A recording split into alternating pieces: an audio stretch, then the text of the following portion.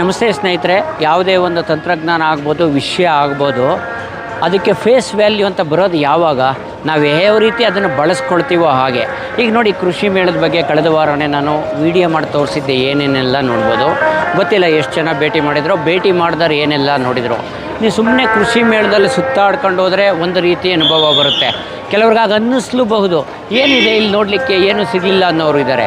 ಆದರೆ ನೋಡಿ, ಯಾವುದೇ ಒಂದು ನಿಮಗೆ ಜ್ಞಾನದ ಹಸಿವಿತ್ತು ಅಂದರೆ, ಮಾಹಿತಿ ಅಗತ್ಯ ಇತ್ತು ಅಂದರೆ, ಸುಮ್ಮನೆ ನೋಡ್ಕೊಂಡು ಪಾಸ್ ಆಗೋದ್ರ ಬದಲು ಸ್ವಲ್ಪ ಮನಸ್ಸಿಟ್ಟು ನೋಡಿ, ಅವರಿಂದ ಸಂಬಂಧಪಟ್ಟವರಿಂದ ಅದರಿಂದ ಮಾಹಿತಿ ಪಡ್ಕೊಂಡಾಗ ನಿಮಗೆ ಖಂಡಿತವಾಗಲೂ ಅದರ ಜ್ಞಾನ ಸಿಗುತ್ತೆ. ಈಗ ನಾನು ನೋಡಿ, ನೀವು ಯಾವ ರೀತಿ ನೋಡಿದ್ದೀರ ಗೊತ್ತಿಲ್ಲ, ನಾನು ಕೆಲವೊಂದು ವಿಷಯಗಳನ್ನು ತೋರಿಸ್ತಾ ಹೋಗ್ತೀನಿ ಚಾನಲಲ್ಲಿ, ಆವಾಗ ನಿಮ್ಗೆ ಅರ್ಥ ಆಗ್ತಾ ಹೋಗ್ತದೆ ಯಾವ ರೀತಿ ನೋಡಬೇಕನ್ನೋದನ್ನು. ಈಗಾಗಲೇ ಅನೇಕ ವೀಡಿಯೋಗಳಲ್ಲಿ ಹೇಳ್ದಂಗೆ ಕೃಷಿನಲ್ಲಿ ಈ ಕೆಲಸ ಮಾಡಲಿಕ್ಕೆ ಮ್ಯಾನ್ ಪವರ್ ಲಭ್ಯತೆ ಕಡಿಮೆ ಆಗ್ತಾರೆ. ಈ ದಿನಗಳಲ್ಲಿ ಎಲ್ಲ ಮೆಕನೈಸೇಷನ್ ಆಗ್ತಾಯಿದೆಯಲ್ವ, ಯಾಂತ್ರೀಕರಣ ಆಗ್ತಾಯಿದೆಯಲ್ಲ, ಅಂಥದ್ದು ಅತಿ ಹೆಚ್ಚು ಬೆಳೀತಕ್ಕಂಥ ಒಂದು ಬೆಳೆ ಮುಸ್ಕಿನ ಜೋಳ. ಮುಸ್ಕಿನ ಜೋಳನ ಕಟಾವು ಮಾಡೋ ಯಂತ್ರದ ಬಗ್ಗೆ ಕಿಸಾನ್ ಕ್ರಾಫ್ಟ್ನವರು ಒಂದು ಮಿಷಿನರಿ ಯಂತ್ರನ ಹೊರತಂದಿದ್ದಾರೆ. ಅದ್ರ ಬಗ್ಗೆ ಅವರಿಂದ ಮಾಹಿತಿ ಪಡ್ಕೊಳ್ಳೋಣ ಸ್ನೇಹಿತರೆ. ಸರ್, ಇದು ಹೇಗೆ ಪರ್ಫಾರ್ಮ್ ಮಾಡ್ತಾರೆ, ಇದರ ಕೆಪಾಸಿಟಿ ಎಷ್ಟು, ಬೆಲೆ, ಈ ಥರದ್ದು ಸ್ವಲ್ಪ ಮಾಹಿತಿ ನಮ್ಮ ರೈತರು ಕೊಡ್ಬೋದು? ಓಕೆ ಸರ್, ಕೊಡ್ತೀವಿ ಸರ್. ಸರ್, ಇದು ಬಂದುಬಿಟ್ಟು ಮೇಜ್ ಹಾರ್ವೆಸ್ಟ್ ಅಂದರೆ ಮೆಕ್ಕೆಜೋಳ ಕಟ್ ಮಾಡೋದು. ಇದು ಬಂದುಬಿಟ್ಟು 7 HP ಬರುತ್ತೆ. ಇದು ಏನು ಮಾಡುತ್ತೆ ಅಂದರೆ, ನಿಮಗೆ ಹೋಯ್ತು ಒಂದೇ ಲೈನು ಕಟ್ ಮಾಡ್ಕೊಂಡು ಹೋಗುತ್ತೆ. ಒಂದು ಲೈನು ಕಟ್ ಮಾಡ್ಕೊಂಡು ಹೋಗಿ ಇದರಿಂದ ಕಟ್ ಆಗುತ್ತೆ ನಿಮಗೆ. ಓಕೆ, ಕಟ್ಟಾಗಿ ಆ ತೆನೆ ಇರುತ್ತಲ್ಲ, ಆ ತೆನೆ ಇಲ್ಲಿ ಬರುತ್ತೆ. ಇಲ್ಲಿಂದ ಇದು ಬಂದ್ಬಿಟ್ಟು ಇದು ಹುಲ್ಲು ಇರುತ್ತೆ ನೋಡಿ, ಕಡ್ಡಿ ಇರುತ್ತೆ, ಅದೆಲ್ಲ ಪುಡಿ ಪುಡಿ ಆಗುತ್ತೆ. ಪುಡಿ ಪುಡಿ ಆಗುತ್ತೆ. ಅದುವರೆಗೂ ಕಲ್ಟಿವೇಷನ್ ಮಾಡೋಕೆ ಗೊಬ್ಬರ ಆಗುತ್ತೆ ಅಷ್ಟೇ. ಇದು ಬಂದ್ಬಿಟ್ಟು ಇದು ಲೋಡ್ ಆದ ಅಡಿಕೆನೆ ಇದು ನಿಮಗೆ ಓಪನ್ ಆಗುತ್ತೆ. ಇದು ಇಲ್ಲಿ ನಾವು ಒಂದು ಕೇಬಲ್ ಕೊಡಿದ್ವಿ, ಈ ಕೇಬಲಿಂದ ಇದು ಓಪನ್ ಆಗುತ್ತೆ. ಅದು ಸ್ಟೋರೇಜ್ ಕೆಳಗಡೆ ಬೀಳುತ್ತೆ. ಪೂರಾ ಇದು ತುಂಬಿದ ಮೇಲೆ ತಿರ್ಗಾ ಮುಂದೆ ಹೋಗ್ಬೇಕಾಗುತ್ತೆ. ಒಂದೇ ಲೈನಲ್ಲಿ ಕಟ್ ಮಾಡ್ಕೊಂಡು ಹೋಗ್ಬೋದು. ಅದು ಆಟೋಮೆಟಿಕ್ಕಾಗಿ ಕೆಳಗೆ ಬೀಳ್ತಲೇ ಇರ್ತದೆ ಲೈನಲ್ಲೇ ಅಂತ. ಆಟೋಮೆಟಿಕ್ ಆಗಿ ಸೈಡ್ಗೆ ಇಲ್ಲ ಇದು ತುಂಬಿಕೊಳ್ಳುತ್ತೆ, ಫುಲ್ಲು ತುಂಬಿಕೊಳ್ಳುತ್ತೆ. ಆಮೇಲೆ ಇದು ಓಪನ್ ಆಗುತ್ತೆ. ಇದು ಓಪನ್ ಆದಾಗ ಇಲ್ಲಿ ಕೆಳಗಡೆ ಬೀಳುತ್ತೆ. ಇಲ್ಲಿ ನಾವು ಕೇಬಲ್ ಕೊಟ್ಟಿದ್ದೀವಿ. ಇದು ಕೇಬಲ್ ಇಂದಲ್ಲಿ ನಾವು ಇದು ಹೇಳಿದ್ರೆ ಅದು ಆಪರೇಷನ್ ಮಾಡಬಹುದು, ರೆಗ್ಯುಲೇಟ್ ಮಾಡಬಹುದು. ಈಗ ಬೆಳೆ ಅಂತರ ಎಷ್ಟಿದ್ರೂ ನಡೆಯುತ್ತಾ? ಇವಾಗ ಕಷ್ಟ ಫಾರ್ಮರ್ ಏನು ಮಾಡ್ತಾರೆ, 1 ಅಡಿಗೂ ಮಾಡ್ತಾರೆ, 2 ಅಡಿಗೂ ಮಾಡ್ತಾರೆ. 1 ಅಡಿ ನೀರು ಆಗುತ್ತೆ, 1 ಅಡಿ ಇದ್ರೂ ಒಳ್ಳೆ ಚೆಂದ ಆಗಿರುತ್ತೆ. ಯಾಕೆಂದ್ರೆ ಈ ವೀಲ್ ಬಂದ್ಬಿಟ್ಟು ನಿಮಗೆ ಒಂದು ಕಾಲು ಅಡಿ ಬರುತ್ತೆ. ಒಂದು ಕಾಲು ಅಡಿ 2 ಅಡಿ ಬರುತ್ತೆ ಅನ್ಕೊಳ್ಳಿ. ಈ ವೀಲ್ ಮಧ್ಯೆ ಹೋದ್ರೆ ಆ ವೀಲ್ ಮಧ್ಯೆ ಒಂದು ಲೈನ್ ಬರುತ್ತಲ್ಲ, ಆ ಲೈನ್ ಇದು ಕಟ್ ಆಗುತ್ತದೆ. ಈ ಕಟ್ ಆದಾಗ ಇದು ಸ್ಟೋರೇಜ್ ಆಗುತ್ತೆ. ಹೌದು. ಸೊ ಇದರಲ್ಲಿ ನಷ್ಟ ಆಗೋ ಸಾಧ್ಯತೆಗಳು ಎಷ್ಟು % ಇರ್ಬೋದು? ನಷ್ಟ ಅಂತೂ ನಾವು ಇವಾಗ ಸುಮಾರು ಸೇಲ್ ಮಾಡಿದ್ವಿ. ನಷ್ಟದ ಫಾರ್ಮರ್ ಹೇಳ್ತಾರೆ ಚೆನ್ನಾಗಿದೆ. ಅದೇನಾಗುತ್ತೆ ಅಂದ್ರೆ, ಒಬ್ರು ಫಾರ್ಮರ್ ಏನು ಮಾಡೋದು, ಜಾಸ್ತಿ ಎತ್ತರ ಬೆಳೆದಿರುತ್ತೆ ಅನ್ಕೊಳ್ಳಿ, ಅವಾಗ ಸ್ವಲ್ಪ ಜಾಮ್ ಆಗುತ್ತೆ. ಯಾಕೆಂದ್ರೆ ಮೇಡಮ್ ಒಬ್ಬೊಬ್ರು ತೆನೆ ಕಟ್ ಮಾಡಿರ್ತಾರೆ, ಒಬ್ರು ಕಟ್ ಮಾಡಲ್ಲ. ಅವಾಗ ಏನು ಪ್ರಾಬ್ಲಮ್ ಅಂತ ಆಗಿಲ್ಲ. ಹೌದು.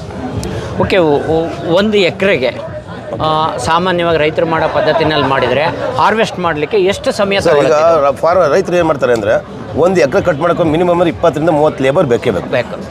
ಇದು ಬಂದ್ಬಿಟ್ಟು ನೀವು 1 ಎಕರೆಗೆ 3 ರಿಂದ 4 ಅವರಲ್ಲಿ ಕ್ಲಿಯರ್ ಆಗೋಗುತ್ತೆ. 3 ರಿಂದ 4 ಗಂಟೆ. ಓಕೆ, ಅದು ಅವರು ಫಸ್ಟ್ ಗೇರ್ ಸೆಕೆಂಡ್ ಗೇರ್ ಬರುತ್ತಿದ್ದು.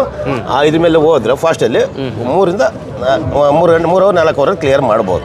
ಇದು ಪೆಟ್ರೋಲ ಡೀಸೆಲ್ ಬಳಸಬೇಕು ಸರ್? ಇದು ಬಂದ್ಬಿಟ್ಟು ಡೀಸೆಲ್ ಆಪರೇಟೆಡ್.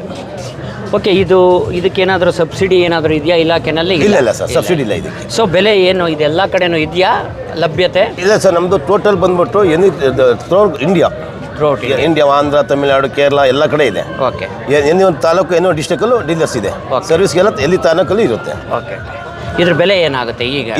ಇದ್ರ ಬೆಲೆ ಬಂದು 1,25,000 ರೂಪಾಯಿ. 1,25,000. ಸೊ ಇದನ್ನು ಮಿಷಿನರಿ ಇಟ್ಕೊಂಡು ಈಗಾಗಲೇ ಭತ್ತ, ರಾಗಿ ಕಟಾವ್ ಯಂತ್ರ ಇದ್ದಂಗೆ ಬಾಡಿಗೆನಲ್ಲೂ ಮಾಡ್ಕೋಬೋದು ಸರ್. ಮಾಡ್ಕೋಬೋದು. ಅದು ಫಾರ್ಮರ್ ಡಿಪೆಂಡ್ ಇರುತ್ತೆ. ಒಬ್ರು ಏನು ಮಾಡ್ತಾರೆ, ನಾನು ಬಾಡಿಗೆ ಬೇಡ, ನಾನು ಓನ್ ಯೂಸ್ಗೆ ಬೇಕು ಅಂತಾರೆ. ಓಕೆ, ಒಬ್ರು ಇಲ್ಲ ನಾನು ಬಾಡಿಗೆ ಹೊಡಿತೀನಿ ಅನ್ನೋ ಇರ್ತಾರೆ. ಅದ್ರ ಡಿಫ್ರೆಂಟ್ ಅದು. ಸೊ ಈಗ ಜೋಳ ತೆನೆ ಅಲ್ಲಿ ಬಂತು, ಮೇವು ದಡ್ಡು ಫುಲ್ ಕಟ್ ಆಗುತ್ತೆ ಅಂದ್ರಲ್ಲ, ಮೇವು ಬಳಸಕ್ಕಾಗಲ್ಲ.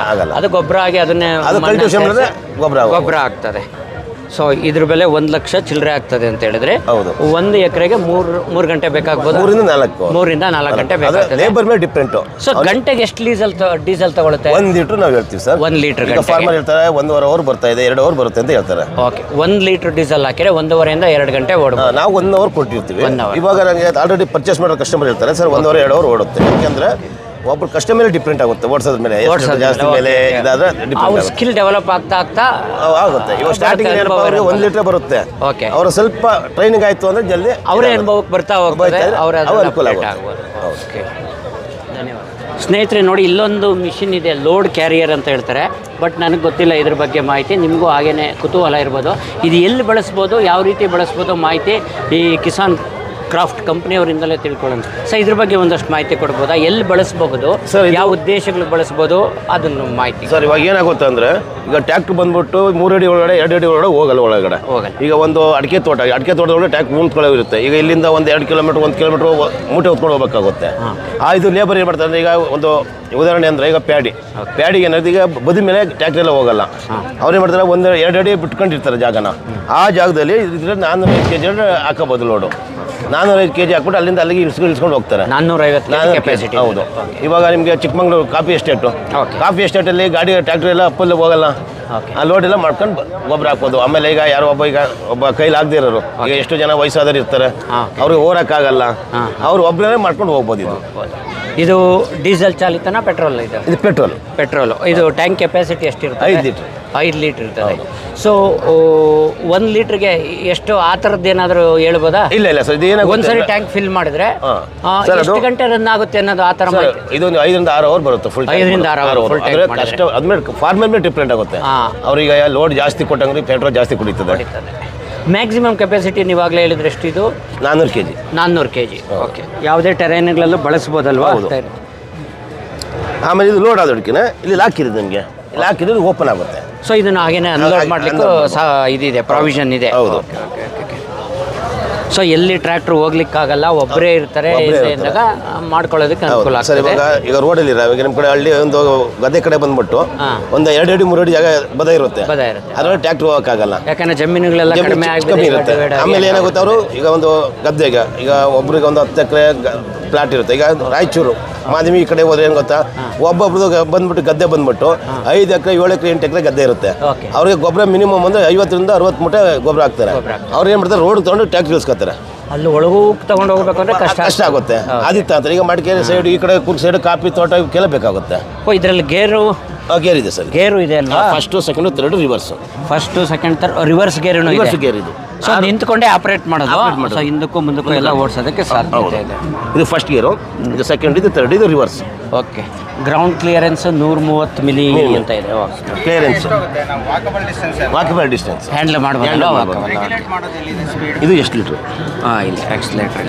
ಇದು clutch, left right, left to right ಟರ್ನ್ಗೆ. ಹೌದು. ಓಕೆ ಸರಿ. ಆಮೇಲೆ ಅವರು ಈಗ ಫಸ್ಟ್ ಗೇರಲ್ಲಿ ಹೋಗ್ಬೋದು. ಸೆಕೆಂಡ್ ಅವ್ರಿಗೆ ಒಬ್ರು ವಯಸ್ಸಾದವ್ರು ಇರ್ತಾರೆ, ಫಸ್ಟ್ ಗೇರಲ್ಲಿ ಹೋಗ್ಬೋದು. ಫಸ್ಟ್ ಗೇರಲ್ಲಿ ಏನು ಒಬ್ರು ಜಾಸ್ತಿ ಓಡಾಡ್ತೀನಿ ಅಂದ್ರೆ ಥರ್ಡ್ ಗೇರ್ ಹಾಕೊಂಡು ಹೋಗ್ಬೋದು. ಓಕೆ ರೈಟ್, ಗೊತ್ತಾಯ್ತು. ಈಗ ವಯಸ್ಸಾದವ್ರು ಜಾಸ್ತಿ ಓಡೋಕ್ಕಾಗಲ್ಲ, ಒಂದು ಫಸ್ಟ್ ಗೇರಲ್ಲೇ ಹೋಗ್ಬೇಕಾಗುತ್ತೆ.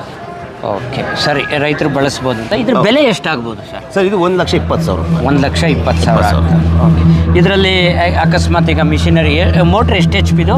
ಇದು 5 HP.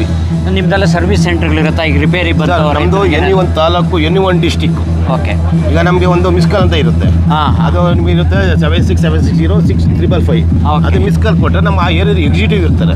ಓಕೆ, ಆ ಎಕ್ಸಿಕ್ಯೂಟಿವ್ ಅವ್ರು ಕಂಪ್ಲೇಂಟ್ ಮಾಡ್ತಾರೆ. ನಮ್ಮ ಎಕ್ಸಿಕ್ಯೂಟಿವ್ ಅಲ್ಲಿ ಯಾರು ಡೀಲರ್ ಇದ್ದಾರೆ ಅವ್ರಿಗೆ ಕಂಪ್ಲೇಂಟ್ ಮಾಡ್ತಾರೆ. ಓಕೆ, ಅವ್ರು ಅಲ್ಲಿ ಹೋಗಿ ಸರ್ವಿಸ್ ಮಾಡಿಸ್ಕೋಬಹುದು. Okay right. ಎಲ್ಲ ರೀತಿನಲ್ಲೂ ಸರ್ವಿಸ್ ಕೊಡ್ತೀರಾ? ನೀವು ಮಾರ್ಬಿಟ್ಟು ಸುಮ್ಮನೆ ಆಗೋದಲ್ಲ? ಇಲ್ಲ ಸರ್, ನಾವು ಬ್ರ್ಯಾಂಡ್ ವ್ಯಾಲ್ಯೂ ಇದೆ ಕಿಸಾನ್ ಕ್ರಾಫ್ಟ್. ಹೌದು. ಆಮೇಲೆ ನಾವು ಇನ್ನೊಂದು, ನಾವು ಡೈರೆಕ್ಟ್ ಕೊಡಲ್ಲ.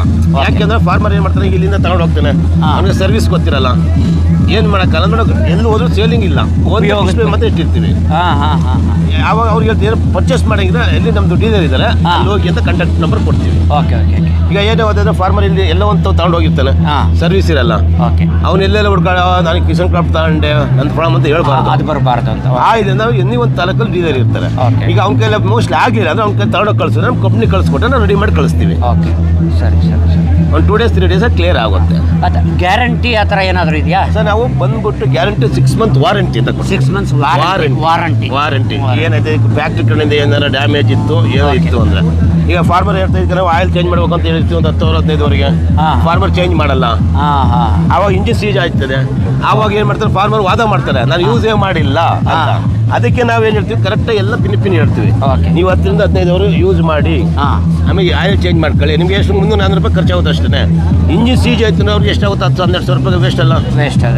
ಇದ್ರ ಮೇಲೆ ಹೇಳ್ತೀವಿ ನಾವು. ಸೊ ಮನೆಯಲ್ಲಿ ನಾವು ಒಂದು ಬೈಕ್ ಹೇಗೆ ಮ್ಯಾನೇಜ್ ಮಾಡ್ತೀವಿ ಇಂಜಿನ್ ಎಲ್ಲ ಆ ರೀತಿ ಇದು ಬಂದ್ಬಿಟ್ಟು ಅವ್ರು ಮನೇಲಿ ಆಯಿಲ್ ಚೇಂಜ್ ಮಾಡ್ಕೋಬಹುದು. ಓಕೆ. ಏನು ಈಸಿ ಇರುತ್ತೆ ಇದು ಬೋಲ್ಟು. ಪಿಚ್ಚಿ ಇಲ್ಲಿ ಕೆಳಗೆ ಒಂದು ಬೋಲ್ಟ್ ಪಿಚ್ಚಿದ್ರೆ ಆಯಿಲ್ ಕ್ಲಿಯರ್ ಆಗಿ ಬರುತ್ತೆ. ಕ್ಲಿಯರ್ ಬರುತ್ತೆ. ಅವರೇ ಮಾಡ್ಕೋಬಹುದು. ಅವರೇ ಮಾಡ್ಕೊಳ್ಬೋದಲ್ವಾ? ಇಲ್ಲಾಂದ್ರೆ ಅಲ್ಲಿ ಯಾರಾದ್ರೂ ಗ್ಯಾರೇಜ್ಗಳಿಗೆ ಗೊತ್ತವರು ಮಾಡ್ಕೋಬಹುದು. Okay okay. ಸರ್ವಿಸ್ ಬೇಕು ಅನ್ನೋದು ಏನಿಲ್ಲ. ಏನಿಲ್ಲ. ಯಾರು ಬೇಕಾದ್ರೂ ಮಾಡ್ಬೋದು. Okay thank you sir. Thank you.